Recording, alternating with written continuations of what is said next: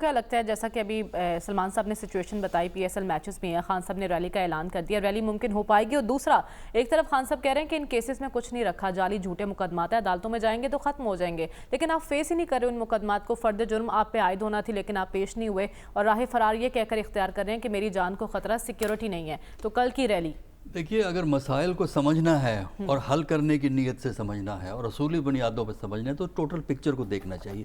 یہ نہیں ہے کہ پکچر میں سے ایک پیس ادھر سے اٹھا لیا، ایک پیس اٹھا لیا اور سیاسی بنیادوں پہ اس کو آپس میں لنک کر دیا۔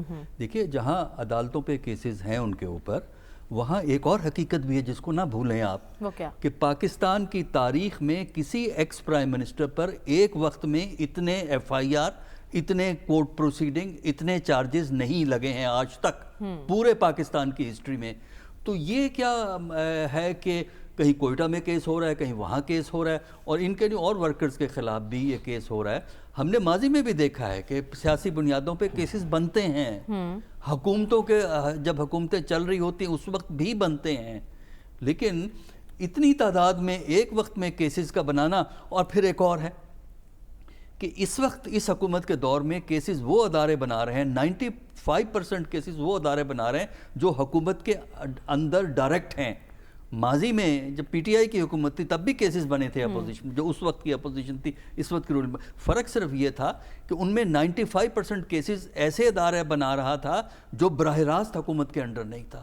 ایف آئی اے اور نیب کے ریلیشن شپ حکومت میں ڈیفرنٹ ہے، آئین کے مطابق، قانون کے مطابق اور اصول کے مطابق۔ تو میرا خیال ہے کہ ٹوٹیلٹی آف پکچر سامنے ہونی چاہیے آپ کے، اگر آپ یہ سمجھنا چاہتے ہیں کہ پاکستان میں کیا، پاکستان میں جمہوریت کی غربت ہے، اور ہمارے ہاں جو ہے نا مہنگائی روتے ہیں نا، مہنگائی پاکستان میں بہت ہے، لیکن دو چیزیں پاکستان میں سستی ہیں۔ وہ کیا؟